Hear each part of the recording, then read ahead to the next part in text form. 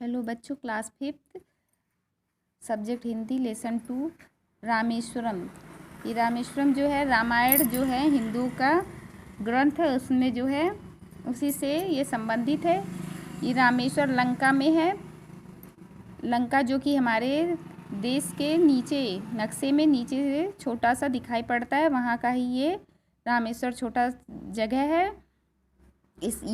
ये जो है राम की कहानी, जो रामायण में राम की कहानी है उसी पे आधारित उससे जुड़ी हुई है। देखिए, भारत के चारों धामों में रामेश्वर की गणना मुख्य रूप से होती है। शिव स्थल तो रामेश्वर धाम ही है।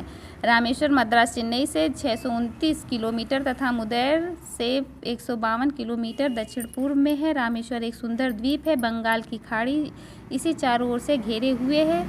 इस हरे भरे टापू की शकल शंख जैसी है। कहते हैं प्राचीन काल में यह भारत के शेष भाग के साथ जुड़ा हुआ था, पर कालांतर में सागर की लहरों ने इस जोड़ने वाली कड़ी को काट डाला। जिस स्थान पर यह जुड़ा हुआ था वहां अब खाड़ी है। शुरू में इस खाड़ी को नाव द्वारा पार किया जाता था, पर आज से लगभग 400 वर्ष पहले कृष्णप्पा नायकन नाम के एक छोटे से राजा ने उस पर पत्थर का बहुत बड़ा पुल बनवाया। 4 किलोमीटर चौड़ी इस खाई पर पुल बनना आज के युग में भी आसान नहीं है। उस समय तो सारा काम हाथों ही हाथ होता था। ऐसे में कितनी कठिनाई हुई होगी, कल्पना की जा सकती है। भारत में अंग्रेजों के आने के बाद उस पुल की जगह पर एक जर्मन इंजीनियर की सहायता से रेल का पुल बनाया गया। हाल ही में एक सड़क पुल भी बन गया। ये पुल इतना ऊंचा बना है कि इसके नीचे से जहाज आसानी से जा सकती है। इसी खाड़ी से होकर लंका में जहाज जाते हैं। यहाँ समुद्र की लहरें बहुत कम होती हैं।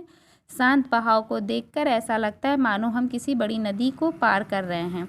ये जो है रामेश्वर जाने के लिए आपको रास्ता जो है बताया जा रहा है। रास्ते के बारे में, रामेश्वर शहर और राम जी का मंदिर इस टापू के उत्तरी छोर पर है। टापू के दक्षिण कोने में धनुषकोट नामक तीर्थ स्थान है। इसी स्थान को सेतुबंध कहते हैं। रामायण के अनुसार भगवान राम ने लंका पर चढ़ाई करने के लिए समुद्र पर जो सेतु बांधा था वह यहीं से आरंभ हुआ था।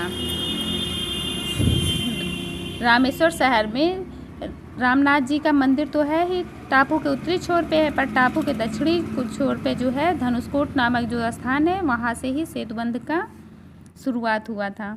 रामेश्वर शहर के 250 किलोमीटर उत्तर पूर्व में गंधमादन पर्वत नामक एक छोटी सी पहाड़ी है। कहते हैं हनुमान जी ने समुद्र को लांघने के लिए इसी पर्वत से छलांग लगाई थी। बाद में श्री राम ने लंका पर चढ़ाई के लिए यहाँ पर विशाल सेना संगठित की थी। इस पर्वत पर एक सुंदर मंदिर बना हुआ है जहाँ भगवान राम के चरण चिन्हों की पूजा होती। ऊपर